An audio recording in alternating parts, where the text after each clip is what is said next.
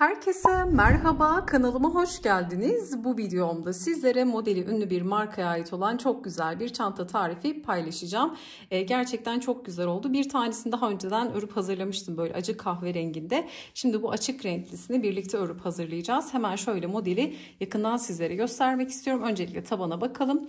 Dikdörtgen bir taban hazırladım. Çantanın orijinali video içerisinde de bahsediyorum. Oval taban üzerine kurulmuştu ama ben yani dikdörtgen tabanı daha çok yakıştırdığım için dikdörtgen olarak çalıştım. İsterseniz örgü taban yerine örneğin çantaya astarlamayacaksanız, astar kullanmayacaksanız çanta içerisinde hazır tabanlara dahi bu çalışmayı rahatlıkla yapabilirsiniz. Bunu da nasıl yapacağınızı video içerisinde detaylı olarak sizlerle paylaşıyorum. Bakın böyle güzel bir tutma yeri var. Şöyle göstermek istiyorum. İnanılmaz güzel, ekrana yansıtmaya çalışıyorum. Çok muntazam bir çalışma oldu. Bu arada şunu da söylemek istiyorum. Benim elim çok sıkı değildir, gevşektir. Bunu da başlangıçta belirtmek istiyorum. Bazen aynı ipi, aynı tığ numarayı kullansak dahi verdiğim ölçüler sizin ölçünüzle birebir aynı olmayabilir. Bu örme sıkılığımız ve gevşekliğimizden kaynaklı olarak değişecektir. Hemen şöyle bursa açıp bakın göstermek istiyorum. Çok muntazam, tertemiz bir çalışma oldu. Güzel de bir burs kullandım. Yine video içerisinde ne kadar ip kullandığımı, ürünleri nereden aldığımı da videoda bahsediyorum. Yine açıklamada da bulabilirsiniz. Dediğim gibi çantanın orijinali astarlanmıştı.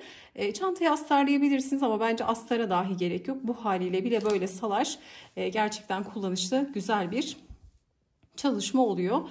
Güzel bir tarif. Bakın şöyle örneği bir kez daha yakından göstermek istiyorum. Bunu yine yuvarlak tabanlı olanı da sizlerle paylaşmıştım. O da gerçekten çok güzel oldu. Bu modelin diğer tarifini de yine videonun açıklama kısmına eklerim. Detaylı tarifimize geçmeden önce de sizlerden küçük de bir ricada bulunmak istiyorum. Kanalımıza ücretsiz abone olabilir, videoyu beğenir ve yorumlarınızı eksik etmezseniz gerçekten çok mutlu olurum. Tarifimize geçelim. Çantam için kullanmış olduğum malzemeleri nereden aldığımı videonun açıklama kısmına ekliyor olacağım. Bakın Aksa Örgü Butiğin eli hiç ama hiç acıtmayan ince dokul diyebileceğim raf iplerinden kullanacağım. Bu çalışma için 200 gram raf ip yeterli oluyor. Kullanacağım tığ numaram da 3.75 milim olacak. Sizler kendi ipinize göre örneğin daha farklı ipler kullanacaksanız ipinize ve örmenizin sıkılığına, gevşekliğine göre kendi tığ numaranızı belirleyebilirsiniz. Şimdi burada bir de gizli burs kullanacağız. Bu gizli burs kademeli gizli burs olarak geçiyor. Bakın böyle kademeli olarak açıp kapatabiliyoruz. Bir de güzel yanı kapandığı zaman bu kısımda hiç açıklık kalmıyor bakın. Tamamen çok güzel kapanıyor. Böyle garip de bir ses gelmiyor. Genelde bu kalitesiz olanlarda hem ağız kısmını kapatması çok zor oluyor ve garip böyle kulağı rahatsız eden bir ses oluyor. Bunda hiç öyle bir durum söz konusu değil. Bu da gerçekten çok güzel. Kullandığım bursun 25 santim ölçüsünde. Sizlere de tavsiyem çok küçük burslar kullanmamanız. Çünkü şu kısımda bir tutma yeri yapacağımız için bu alanda yani büyük olması da avantajlı olacaktır. Benim kullandığım 25 santim ölçüsünde. Sizler de bu malzemeleri aşağı açıkladığım yerden alabilirsiniz. Şimdi çantanın orijinalinde hemen şöyle ben daha önceden ördüğüm çantayı sizlere göstermek istiyorum. Tabanı çantanın orijinalinde oval olarak çalışılmıştı. Ben ise dikdörtgen çalışmayı tercih ettim ama sizler isterseniz oval taban da yapabilirsiniz. Daha önceden oval taban nasıl yapılır çok detaylı bir video paylaşmıştım. Örgüye ilk kez başlayanlar da o videoyu seyrederek rahatlıkla oval tabanı yapabilir. Ya da oval tabanda sorun yaşıyorsanız, örmekte zorlanıyorsanız eğer mutlaka o videoya göz atmanızı tavsiye ederim. O videonun linkini de aşağı açıklama kısmına ekliyor olacağım. Dediğim gibi sizler isterseniz dikdörtgen, isterseniz oval taban yaparak hazırlayabilirsiniz. Ben şimdi dikdörtgen taban hazırlayarak çantamı çalışmış olacağım. Sizler isterseniz oval tabanda yapabilirsiniz. Bursumun ölçüsünde söyledim 25 santim ölçüsünde. Şimdi dişilik olarak zincirle başlangıç yapıyorum. İlk zincirimizi burada kilit yaptıktan sonra ördüğüm ayardan bir tık gevşek olacak şekilde başlangıç zincirlerimi hazırlıyorum. Bu çalışma için toplamda şimdi 34 tane zincirimi çekiyorum. Burada toplamda 34 tane zincirimi çektim. Bakın şöyle bursun içini tam dolduracak şekilde ayarlıyorum ben bunu. Sizler de kendi bursunuza göre zincir sayınızı belirleyebilirsiniz. Daha küçük burslar kullanıyorsanız zincirinizi ona göre çekersiniz. Ya da daha kalın raf ipler kullanıyorsanız zincir sayısını da yine kendinize göre belirleyebilirsiniz. Burada klasik dikdörtgen bir taban hazırlayacağız. Burada önemli olan tabanı ördüğümüzde çantanın duvar kısmını çıktığımızda bursu tamamen açtığımızda bursun içine tam oturacak ölçüde olmalı yapacağımız taban. Buna göre ayarlayacağız. Şimdi şöyle 34 tane zincirimi çektim. Zincirin düz kısmını değil ters kısmını çeviriyorum. Şimdi 34. zinciri bırakıp diğer zincirin arka kesik çizgisine direkt batıyorum. İlmek çıkardım. 2 ilmek var, doluyorum. İkisinin içerisinden geçirerek sık iğne ördüm. Bir sonraki zincirin arka kesik çizgisine batıyorum. Bakın hiçbir zorluk yok. Altta 2 tane çizgi. Tığın üzerinde ise tek bir çizgi var. Buradan ilmek çıkartıyorum ve sık iğne. Şimdi her bir zincirin bu şekilde arka kesik çizgilerine batarak son zincire kadar sık iğnelerimizi örerek ilerleyeceğiz. Bakın sıramızı tamamladık. Son zincire de sık iğnemizi ördük. Şimdi son zincire sık iğne sayısını 3'e tamamlayacağız. Burada bir taneyi ördüm. Hemen ikinci sık iğne. Bakın son zincire ikinci sık iğne. Tekrar aynı boşluğa batıyorum. Son zincire üçüncü sık iğne. En son zincire 3 tane sık iğne yaparak bakın dönüşü sağladık. Şimdi direkt karşı tarafa geçiyoruz. Örgüyü ters falan çevirmiyoruz. Bunu özellikle yeni başlayanlar için söylüyorum. Bakın buradan dönüşü sağladık. Şimdi bu tarafa doğru ilerleyeceğiz.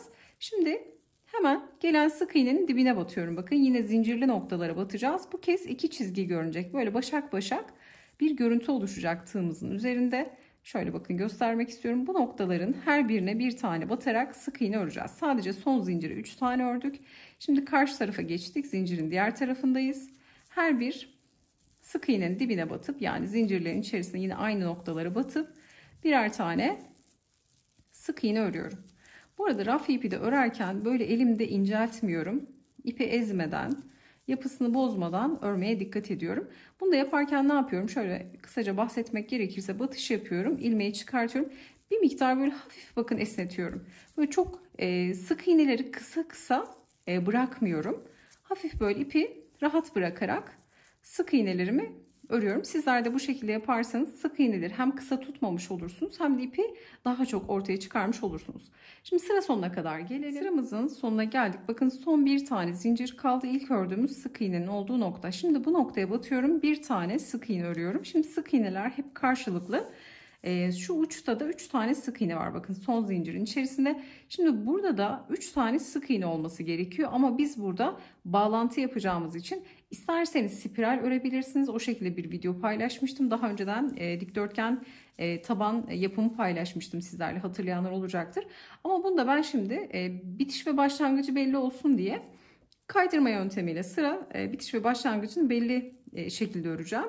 Şimdi geliyorum son zincire de. Bir tane sık iğne ördüm, 2 tane sık iğne karşılıklı. Şimdi ilk ördüğüm sık iğnenin tepesine batıyorum. İlmek çıkardım. Çıkardığım ilmeği bekleyen ilmekten kaydırıyorum. Bu kaydırma noktasında bir tane sık iğne kabul ediyorum. Şimdi bir zincirle yukarı çıkıyorum. Buradaki gelen ilk sık iğnenin tepesine 3 tane sık iğne örüyorum. 1 aynı boşluğa, 2 aynı boşluğa, 3. 3 tane sık iğne ile başladım. Diğerlerini birer tane öreceğim. Ta ki köşedeki üçlüye kadar. Bu aşamada eğer çok hızlı ördüğümü düşünüyorsanız videoyu yavaşlatabilir ya da tam tersi hızlandırarak da geçebilirsiniz. Hatta dikdörtgen taban yapmayı bilenler varsa bu kısımları geçecektir. Şimdi her birine bir tane sık iğne örelim ta ki köşe dönüş noktasına kadar. Bakın uç noktaya dönüş kısmına geldik. Son zincirde 1, 2, 3 tane sık iğne var. Bu üçlünün ilkine 3 tane sık iğne örüyorum. 1, 2 aynı boşluğa, 3. İkincisine bir tane örüyorum. Üçüncüsüne 3 tane örüyorum. 1, 2 aynı boşluğa 3. Bakın köşeleri hazırlamış olduk. Üçlü köşelerden 4 tane olacak. Başlarken bir tane yaptık. Şimdi 2 tanesini hazırladık. Bitirirken de dördüncüyü yaparak bu 4 köşeyi elde etmiş olacağız. Şimdi diğerlerine birer tane batıyorum. Bakın. Üçlü arasında şu arada bir tane sık iğne var. 2 3 arasında bir sık iğne var. Diğerleri de yine bir tane olacak şekilde ilerliyoruz. Ta ki son sık iğneye kadar. Sıramızın sonuna geldik. Son sık iğnedeyiz. Son sık iğneye 3 tane sık iğne örüyorum. 1, 2 ve 3. Şimdi kaydırma noktasında bir tane sık iğne kabul etmiştik. Burada hemen geliyorum. İlk sık iğnenin tepesine batıp ilmek çıkardım. Çıkardığım ilmeği bekleyen ilmekten kaydırdım. Bakın 2 tane üçlü köşe nokta, arada da kaydırma noktası, bir tane sık iğne kabul ediyorum. Şimdi bir tane zincirle yukarı çıkıyorum. Her seferinde bu kaydırma noktası üst üste gelecek bu şekilde ve bir zincirle yukarı çıkıp yeni sıraya başlamış olacağız. Şimdi bundan sonra yapacağımız işlem oldukça kolay. Üçlü sık iğnenin, her zaman üçlü sık iğneyi gördüğümüzde ikincisine 3 tane sık iğne örerek 4 köşede de aynı artırma işlemini yapacağız. Diğer noktalara ise birer tane sık iğne örmüş olacağız. Şimdi geliyorum üçlünün ilk sık iğnesi, önce bir tane sık iğne. Bakın ikincisine geldim. Hemen 3 tane sık iğne örüyorum. 1, 2 ve 3. Diğerlerine ise birer tane örerek devam ediyorum. Bakın. Bundan sonra artık göstermeye dahi gerek yok. Üçlü sık iğneyi gördüğümüzde ikincisine 3 tane sık iğne öreceğiz. Diğerlerine birer tane sık iğne örerek sıra bitişi ve başlangıçlarımız da bu şekilde olacak. Bakın dikdörtgen tabanımızı bu şekilde büyütmüş olacağız. Umarım anlaşılır olmuştur. Dediğim gibi bu noktaya kadar anlamadıysanız eğer açıklamada dikdörtgen taban nasıl yapılır çok detaylı bir video paylaşmıştım. O videoya da göz atabilirsiniz.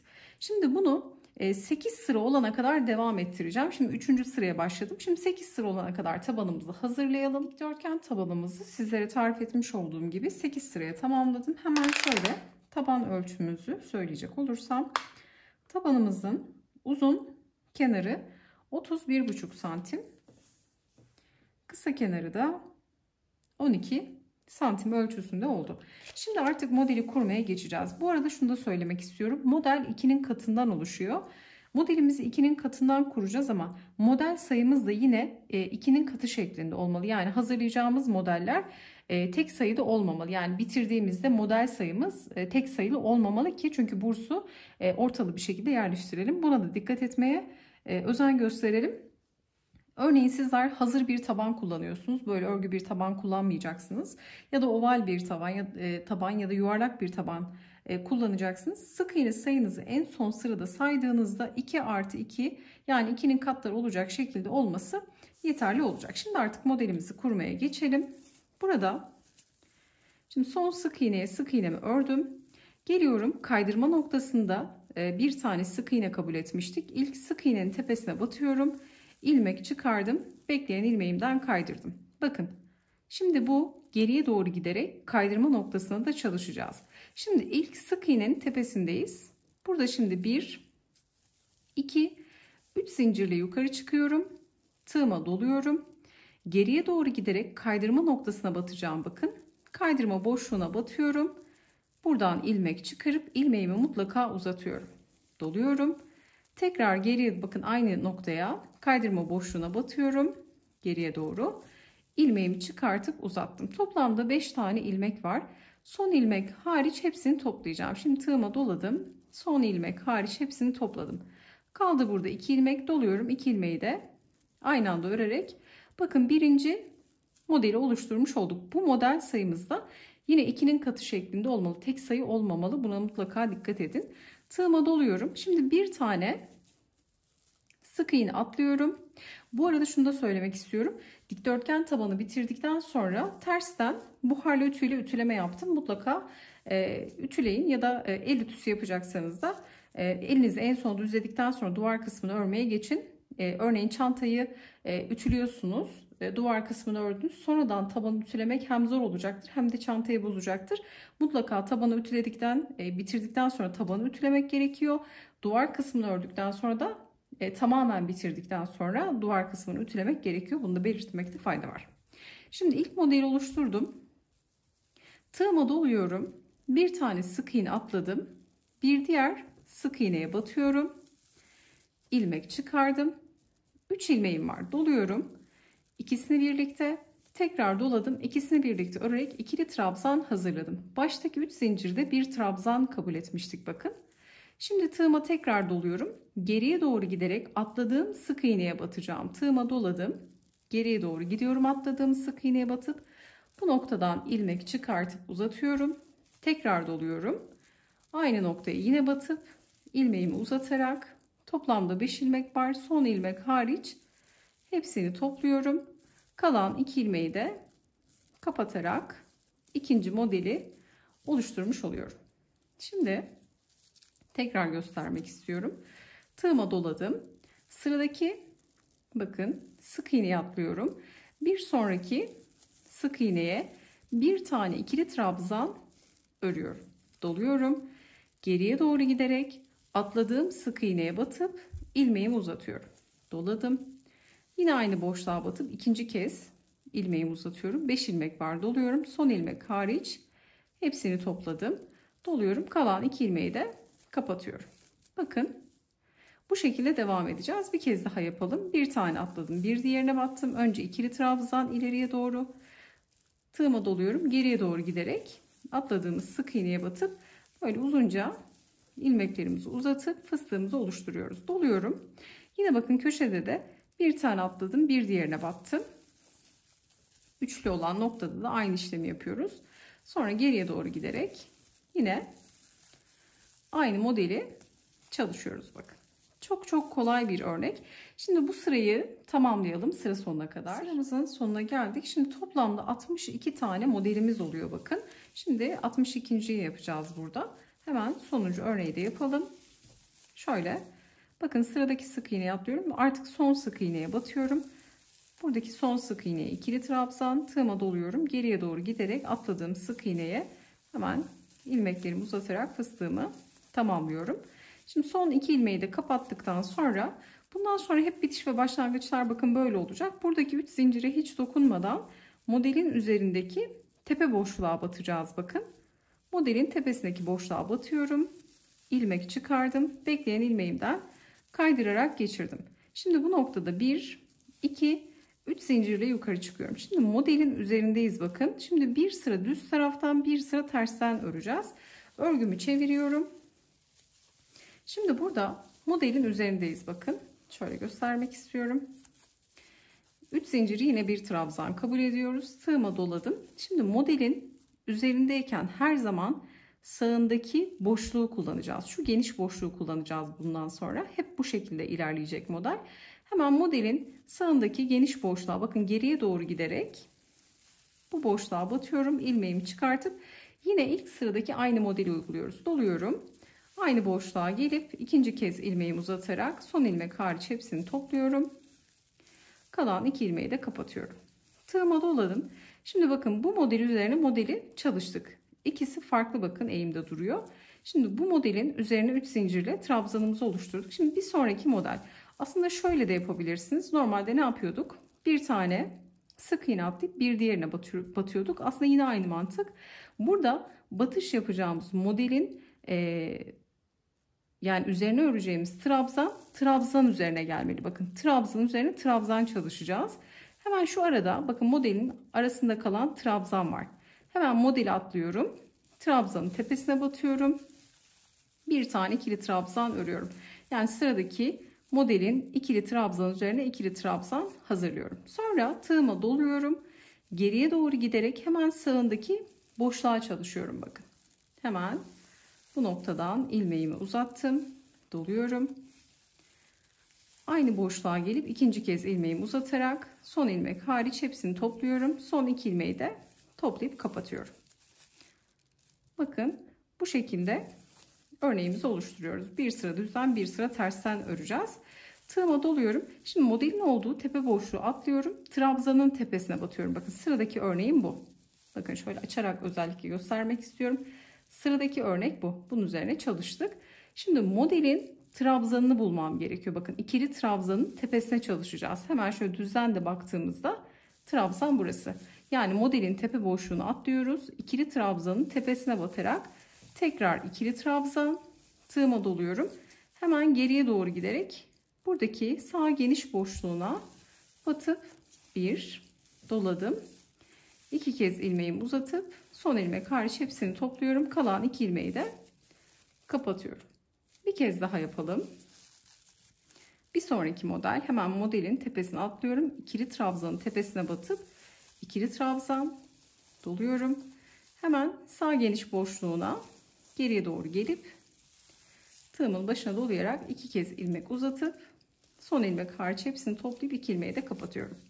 Bu şekilde şimdi tersten örerek sırayı tamamlayalım. Bakın sıramızın sonuna geldik. Şimdi buradaki son modelin üzerindeki bakın trabzana batıyorum. Modele dokunmadan trabzan üzerine batıp İkili trabzan örüyorum. Şöyle arka taraftan da göstereceğim. Bakın trabzan üzerine trabzan ördük. Tığıma doluyorum.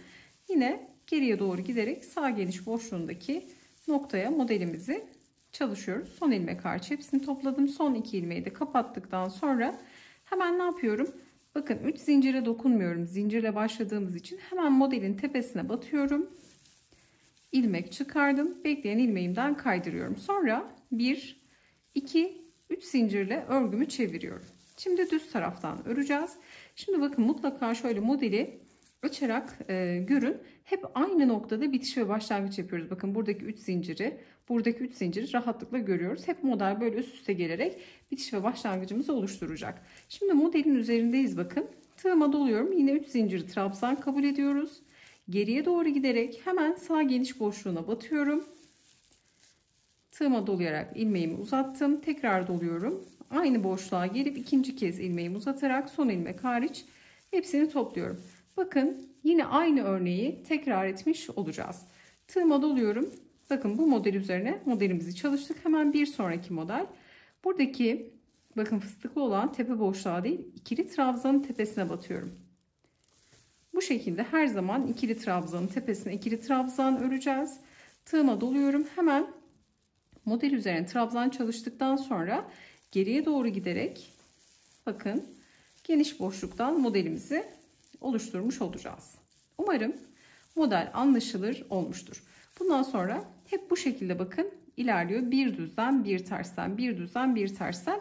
Bitiş ve başlangıcımızda hep sabit kalıyor. Bakın bu şekilde üst üste gelerek bitiş ve başlangıcımızı da böyle oluşturmuş oluyoruz. Şimdi burada modelimizi yeteri kadar uzatalım. Hemen kaç sıra ördüğümüzde sizlerle paylaşıyor olacağım. Burada sizlere modeli tarif etmiş olduğumuz gibi uzattık. Bakın burada 2, 4, 6, 8, 9 sıra modelimizi tekrar ettik. Şimdi burada çantayı ikiye ayırmamız gerekiyor. Bakın toplamda başlangıçta söylemiştim 32 tane modelimiz vardı. 32 modeli öncelikle kenar kısımlarını belirgin hale getirdim. Bu önemli çünkü burada tam kenar kısmına şöyle tabandan baktığımızda tam kenar kısmı bulmalıyız ki bursu yerleştirdiğimizde herhangi bir yamukluk oluşmasın. Tam kenar kısmını bulup uç kısmı çengelli iğnemi taktım. Bu yüzeyde bu ön kısımda 31 tane modeli saydım. Şu ara noktaya bakın 31'den sonra araya çengelli iğnemi taktım. Tekrar bir 31 daha saydım. Şimdi şu kısımda elimizin geçeceği noktaya 5 tane model koydum. 1, 2, 3, 4, 5. Şu kalan kısımda da 13 tane örneğimiz var bakın. Çengelli iğneden itibaren saydığımda 1, 2, 3, 4, 5, 6, 7, 8, 9, 10, 11, 12, 13. çengelli iğne taktım. Şu kısımlarda kalan bakın önde de arkada da diğer kısımlarda da 13 tane örnek var. Arada 5 tane örnek var. Bu şekilde ayarlamayı yaptım. Şimdi burada geliyorum. Bakın sırayı bitireceğiz. Hemen şöyle söküp tekrar göstermek istiyorum. Son örneği de yaptıktan sonra son 2 ilmeği kapattıktan sonra burada ipimi şöyle bir 10 santime yakın kesiyorum. İlmeğimden çıkardım. Hemen zincire değil modelin ilk noktasına tepe noktasına batıp ipi önden arkaya doğru geçirdim. Sonra hemen modelin bakın arka kesik çizgisi ve ipin geldiği noktadan batıp ipi arka tarafa alıyorum. Şimdi burada ipi kesmek gerekiyor. Çünkü kenar kısımlarını öreceğiz. Hemen burada da şöyle bir zincirle sabitleme yapıyorum. İpi de içeride güzelce gizleyeceğiz. İpi sonra gizleyelim. Şimdi burada bakın ön kısımda tutacağımız noktaları belirledim. İster bu taraftan başlayın, isterseniz bu taraftan. Ama dikkat edeceğimiz bir nokta var. Bakın düz yüzeyde bitirdik. Model bir düzden bir tersten devam ediyor. İç kısımdan başlayacağız örmeye bu yüzden. Hemen şöyle ipimi alıyorum. Bir zincirle ilk ilmeğimi oluşturdum. Tığıma doluyorum. Hemen şu çengelli iğnenin olduğu 13. modelin olduğu kısımdan başlayacağım. Bakın çengelli iğnemi çıkartıyorum. Hemen burada 13. modelin trabzanına batıyorum. İlmek çıkarıp ikili trabzan örüyorum. Kısa ipi de araya aldım. Önce ikili trabzan örüyorum. Bakın tersten başlıyorum örgüye. Tığıma doladım. Yine geriye doğru giderek hemen modeli oluşturuyorum. Artık biliyoruz modeli nasıl yaptığımızı. Modeli oluşturdum. Tığıma doluyorum. Bir sonraki modele batıp tekrar trabzan, sonra geriye doğru gidip aynı örneği tekrar etmiş oluyorum. Bakın burada çengelli iğnenin üzerindeki modelden başladım. Üzerine trabzan örüp geriye doğru gidip bu boşluğu kullandım. Şimdi bu şekilde devam edeceğim. Şu çengelli iğneyi tam kenar kısmı belli olsun diye bir alt kısma takabiliriz. Ki bursu yerleştirirken bunlar işimize yarayacak. Bu noktaları görmek de önemli. Şimdi bakın buradan başlangıcımı yaptım. Ta ki buradaki çengelli iğneye kadar geleceğim. Şu aradaki 5 tane sık iğne kalacak. Şimdi bu noktaya kadar gelelim. Buradaki bakın yeşil çengelli iğnenin olduğu yani ön kısma kadar geldim. Bakın buradaki noktadan başladım. Buradaki uca kadar geldim. Şimdi buradaki çengelli iğnemi çıkartacağım. Bu 13. modelde bakın işaretlediğim yerde. Şimdi bunun tepesine de batıyorum. Trabzanımı örüyorum. Sonra geriye doğru giderek modeli kuruyorum. Bu benim 26. modelim oluyor. Bu şekilde 26 tane model kurdum. Bakın iç kısmından örmeye başladık. 26 tane bu uzun modelimizden oluşturduk. Şimdi yukarı çıkacağız. 2 zincirle yukarı çıkıyoruz. Örgümüzü çevirdik. Şimdi tığıma doluyorum. Bakın ilk modeli atlıyorum. İkinci modelin, bakın ilk modele dokunmuyorum. İkinci modelin ikili trabzanın olduğu noktaya tepesine ikili trabzan örüyorum. Bakın eksiltmeyi bu şekilde yapacağız. Tığıma doluyorum. Hemen geriye doğru giderek aradaki boşluğa hemen modelimizi oluşturuyorum. Bu sırada başta bir, sonda bir tane azalmış olacak bakın. Şöyle göstermek istiyorum. Hemen son yaptığımız modeli değil, bir sonraki modele trabzan örerek ilk örneğimizi kurduk. Şimdi bundan sonra aynı devam edecek. Örgüyü düz taraftan örüyoruz. Bakın trabzan üzerine trabzan, tığıma doluyorum. Geriye doğru giderek örneği oluşturuyorum. Şimdi bu şekilde ilerleyelim ta ki buradaki uç kısma kadar. Şimdi bakın sıramızın sonuna geldik. 24. modelimi ördüm. Tığıma doluyorum. Şu aradaki son noktaya örmüyoruz bakın. Yani şuradaki son modeli çalışmıyoruz. Burada hemen gelip şurada ördüğüm bakın tığımın başına doluyorum. Son modeli kapattıktan sonra trabzan vardı. Hemen trabzanın tepesine batıp ilmek çıkarıyorum. Tığıma doluyorum. 3 ilmeği tek seferde topluyorum. Burayı böyle tekli trabzanla çok uzun olmayacak şekilde bitiriyorum. Sonra yine 2 zincirle bakın yukarı çıkıyorum. Burada eksiltmeyi yapmış olduk. Bakın şu son modeli çalışmadık. Örgümü çeviriyorum. Şimdi yine tersten örerek ilerleyeceğim. Tığıma doluyorum. İlk modeli atlıyorum. İkinci modelin bakın her zaman böyle yapacağız. İlk modeli dokunmuyorum. İkinci modelin trabzanın tepesine batıp ikili trabzan, tığıma doluyorum. Sonra geriye doğru giderek bakın bu modelin hemen sağındaki boşluğa örneğimi hazırlıyorum. Bu da son sıramız. Bu noktada 1 2 3 sıra örerek bakın burada hafif bir eğim oluşturmuş olduk. Tığıma doluyorum. Bir sonraki modelin trabzanın tepesine batıp geriye doğru giderek hemen örneğimi hazırlıyorum. Burada tekli trabzan ve 2 zincir sizde kasma yaparsa 3 zincir ve ikili trabzanla da bitiş yapabilirsiniz. Ben şu kısım tutma kısmı olduğu için buralar böyle çok geniş geniş kalsın istemiyorum. Çünkü buraları da zaten sık iğne ile geçeceğiz. Şu kısa ipte ilk başladığımız noktanın ipi. Bunu da hemen şöyle içeri alalım. Sonra gizleriz zaten bu kısa ipleri. Şimdi burada tarif etmiş olduğum gibi örüp sıra sonuna kadar gelelim. Hemen buradaki bitişi göstereyim. Bakın sıra sonuna geldik. 22. modelimizi hazırladık. Her sırada 2 2 başta ve sonda birer tane model eksilerek 26 yapmıştık. 24 oldu. Şimdi model 22'ye düşmüş oldu. Şimdi son örneği de yaptıktan sonra bakın buradaki son modele çalışmıyorum. Tığıma doluyorum. Hemen son modelin buradaki trabzanın tepesine batıyorum. İlmek çıkardım. 3 ilmek var, doluyorum. Üçünü tek seferde topladım. Şimdi bir tane zincir çekip ipimi burada şöyle yeteri kadar keseceğim. Sonra bu ipleri de gizleyeceğiz. 3 sıra benim için yeterli oldu. Buradaki derinlik. Ama sizler daha fazla da yapabilirsiniz. Bu eksiltme mantığıyla istediğiniz ölçüde eksiltebilirsiniz.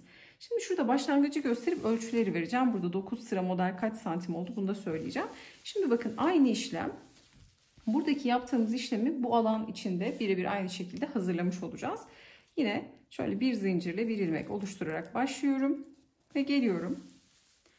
Hemen buradaki çengelli iğneyi taktığım noktadan direkt trabzanın olduğu kısımdan batacağım. Bakın modelin olduğu trabzana batıp direkt ikili trabzanla başlıyorum. Sonra geriye doğru gidip hemen sağındaki boşluğa modeli çalışıyorum.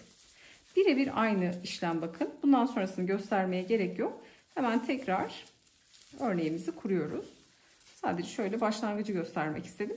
Burada da bakın nasıl başlamışsam aynı işlemle başlangıcımı yapıyorum. Şimdi santim olarak ölçü vereceğim.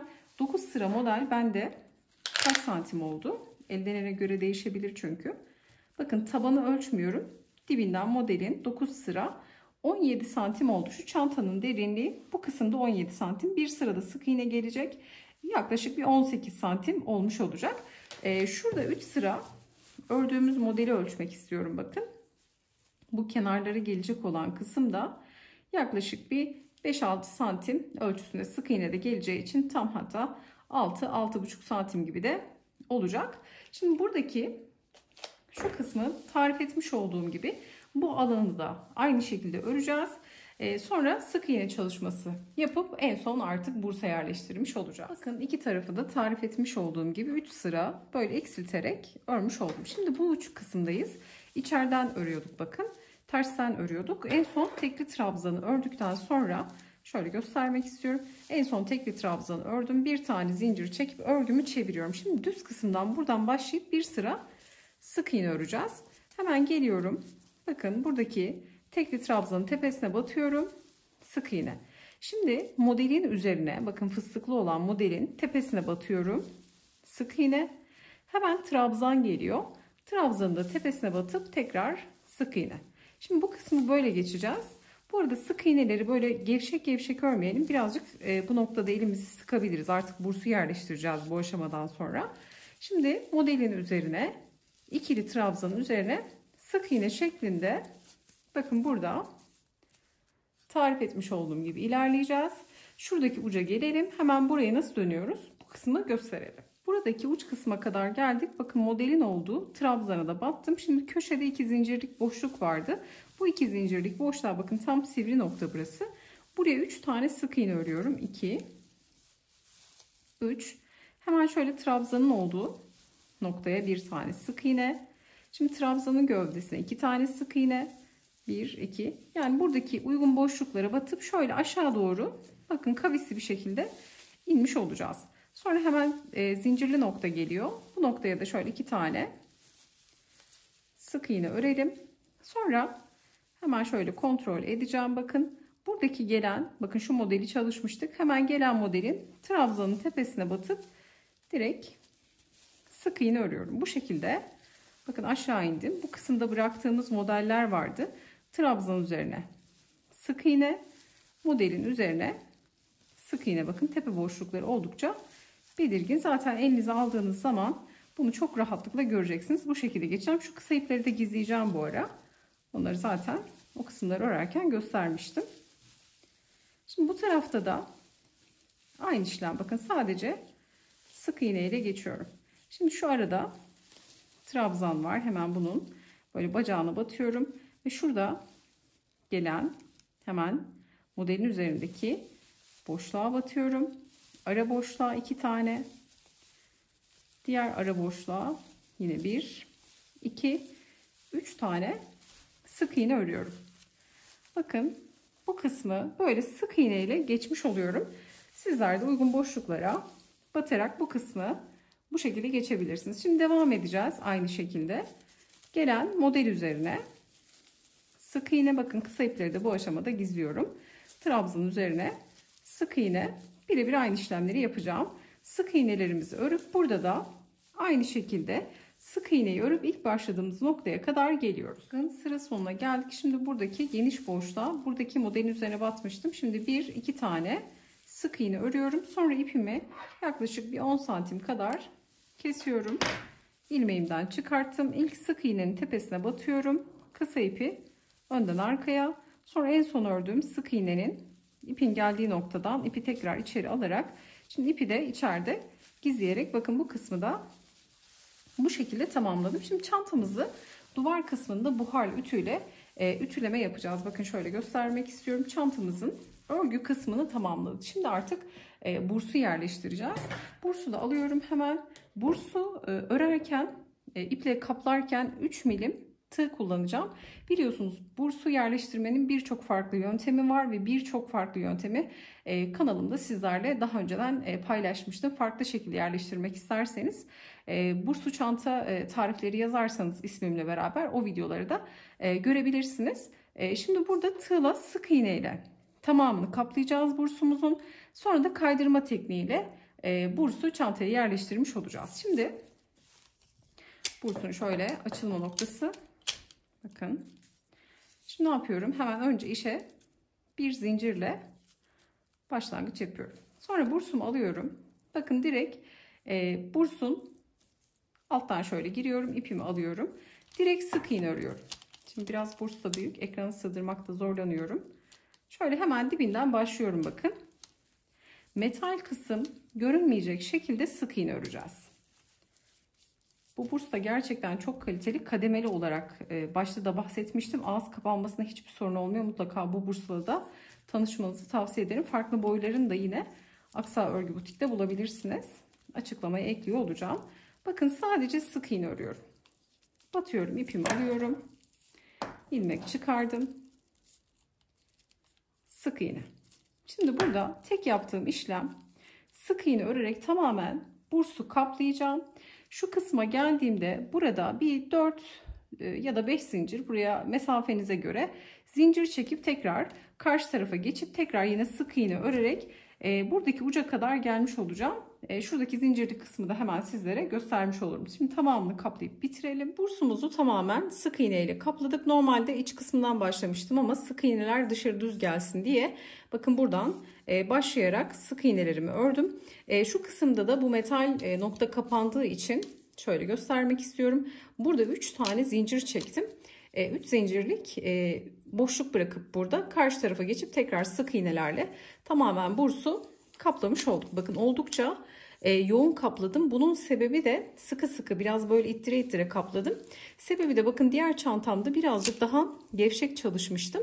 Şöyle şuradan da anlayacaksınız. Şöyle hafif birazcık metal görünür oldu. Bunu istemediğim için oldukça sıkı çalıştım. Bunu sizler kendinize göre ayarlarsınız. Şimdi burada hemen şöyle bitiş yapacağım. Burada ipi kopartacağım. Sebebi de öncelikle montajını yapacağım. Tutturacağım terleme mantığıyla. Şöyle ipi bir tane zincir çekip bir 10 santim kadar kesip kilit yapıyorum.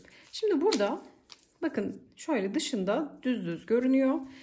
Şimdi çantaya monte edeceğiz ama dediğim gibi öncelikle çantayı iç kısmından buharlı ütüyle ütüleyelim. Ben henüz ütülemedim. Buharlı ütüyle ütüleyip hemen bursu içine yerleştireceğiz. Bu aşamada şunu da söylemek istiyorum. Bursunuz benim bursumla aynı ölçüde olmayabilir. Daha küçük, daha büyük burslar da kullanabilirsiniz. Buradaki yerleştirme mantığımız şu. Ördüğümüz burs çantanın içerisine tam oturmalı. Ne çok dar ne çok bol gelecek şekilde olmalı. Şimdi çantamızı ütüleyelim. Bunu nasıl yerleştiriyorum? Hemen hızlı bir şekilde göstermek istiyorum sizlere. Çantamızı içeriden buharlı ütüyle güzelce ütüledim. Ütüledikten sonra şimdi artık bursu yerleştireceğim. Şöyle başlangıçta terleme mantığı gibi düşünebilirsiniz. Bakın şöyle bursu koyacağım. Şu kenarda ipler vardı. Çengelli iğneler ya da iplerle de tutturabilirsiniz. Şuradaki çengelli iğne benim tam çantamın sivri kenar kısmı. Bunu hemen şu kısa iplerle tutturmak istiyorum. Bakın burada ipler bırakmıştık. Bunları tabii sonra gizleyeceğiz. Şu kısım tam sivri kısım bakın. Bir iki tane sık iğne atlıyorum. Üçüncüsünden ipi geçiriyorum. Sonra burada bakın şöyle 1 2 3 tane 1 2 şu üçüncü, tekrar buradan da 1 2 üçüncüye batalım. Burada bir miktar mesafe bırakmak gerekiyor. Bırakacağınız mesafeyi kendinize göre de ayarlayabilirsiniz. Şöyle bakacağım tahmini. Hemen 1 2 3 4 tane şuradan ipi geçirsem daha dengeli olacak gibi bakın. Burada bir miktar mesafe bırakmak gerekiyor. Çünkü burs kapandığı zaman bu kısımda potluk oluşmasın. Hemen bu ipi şöyle burada bağlayacağım. Bu ipleri de sonradan gizleyeceğiz. Sadece şurada terlemek için bu ipi kullanıyorum. Hemen şu karşı tarafta da aynı işlem. Şimdi çengelli iğnelerle gösterelim. Burada bakın şu orta kısım bir ikincisinden geçiriyorum. 3 zincirlik noktaya değil de bakın hemen sonraki sık iğneye tutturuyorum. Bu kısımda da yine şöyle 1, 2, 3, dördüncüye ya da beşinciye de olabilir. Batıp gelen ilk sık iğneye çengelli iğneyle tutturuyorum. Bunu yapmamın sebebi, şurada bir miktar mesafe bırakacağız ki bursu kapattığımız zaman o kısım kötü durmasın, kasma yapmasın diye. Şimdi diğer noktaları da bakın, burada çok fazla sık iğne var. Buradaki sık iğne sayısı da oldukça belirgin. Şimdi bunu şöyle güzelce öncelikle birleştireceğim noktaları belirgin hale getiriyorum çengelli iğnelerle. Sonrasında da kaydırma tekniğiyle birleştireceğiz. Hiçbir zorluğu yok bakın. Hemen şöyle tahmini bir yerden rastgele bir noktadan tutturuyorum. Burada şimdi tam orta kısımda elimizin geçeceği kadar bir mesafe bırakıyoruz. Bu tarafta da yine şöyle çengelli iğneyi takacağım. Tabii tahmini yapıyorum şu anda, göz kararı. Bunu şimdi daha dikkatli bir şekilde birleştirmem gerekecek. Ama sizlere göstermek adına bu şekilde ayarladım. Şimdi burada ne yapacağım? Tekrar ipimi alıyorum. Şimdi bunu böyle sabitledik. Geliyorum bu uç kısımdan şu çengelli iğneyi çıkartalım. Hemen bir zincirle bir ilmek oluşturuyorum. Yine 3 milim tığla birleştirme işlemini yapacağım. Kaydırma yaparak. Hemen şurada 2 tane sık iğne örmüştüm. Hemen ikincisinden batıyorum. Batacağım belirlediğim noktaya batıp ilmeği buradan çıkartıyorum. Bakın bu uçtan başladım. Şimdi bir sonraki sık iğneye batıyorum. Bu parçada bakın bursun üzerinde çok fazla sık iğne olduğu için, bu kısımda çok sık iğne olduğu için 1-2 tane atlayabilirsiniz. Üçüncüye batabilirsiniz. İkinciye batabilirsiniz. Bu şekilde kaydırma yapıyorum. Hemen sıradaki, bakın çantadaki sıradaki sık iğneye batıyorum. Bursa da uygun gelen sık iğneye batıp ilmek çıkarıp kaydırma yapıyorum. Bakın çantadaki sık iğneye batıyorum. Sıradaki sık iğneye. Burada bakın şöyle 1, 2, üçüncüye batıyorum. Burada ikinciye, üçüncüye neresi denk geliyorsa çok da boşluk olmayacak şekilde uygun boşluklara batarak ilmek çıkarıp kaydırma yaparak bu şekilde birleştireceğiz. Bakın tamamen kaydırma yapacağız. Sonra şu aradaki boşluk için sadece bakın çantanın olduğu burada kaç tane sık iğne bırakacaksanız bunlara kaydırma yapacağız. Burada bağlantı yok, şu kısım boşluk kalacak. Sonra diğer kısma geçip burada da kaydırmalar yapıp burada şu uca kadar geleceğiz. Sonra bu boşluk olacak kısımda da yine kaydırmalara devam edip diğer uca kadar geleceğiz. Şu kısmı da ben kaydırmayla geçiyorum. İsterseniz ipi kopartıp burada da bağlayabilirsiniz. Ama hiç gerek yok. Kaydırma yapıp buraya geleceğim. Tamamen tarif etmiş olduğum gibi bu şekilde bursu çantamıza artık monte etmiş olacağız. Çantamızı sizlere tarif etmiş olduğumuz gibi tamamladım. En sonunda da bakın burada da yine kaydırmalarımı yapıp tamamen bursu yerleştirdikten sonra ipi kopartıp içeride gizlemiş oldum. Çantamızın boyu 22 santim, eni de yaklaşık 37 santim oldu. Şöyle bir kez daha göstermek istiyorum. Bu çantayı astarlamak gerekiyor ama bence astarsız dahi kullanılabilir. Tabana sadece bir keçe yerleştirebilirsiniz sarkmaması için ama yazlık bir çanta olduğu için bence bu haliyle bile gerçekten çok kullanışlı, güzel oldu. Bakın şöyle tabanı bir kez daha göstermek istiyorum. Toplamda 200 gram kullanarak raf ipten çantamızı bitirmiş olduk. Tarifimiz de bu şekildeydi. Yapacak olanlara kolaylıklar diliyorum. Videomuzu beğenmeyi, yorum bırakmayı, kanalımıza abone olmayı unutmayın. Bir sonraki videoda görüşünceye dek hoşça kalın.